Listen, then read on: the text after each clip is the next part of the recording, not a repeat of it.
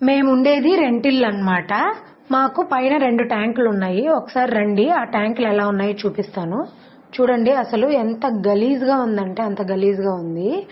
అసలు ఎన్ని రోజులైందో కడిగి కూడా మాకు అర్థం కావడం లేదు. మేము వచ్చి అయితే 4 months అయిందనమాట.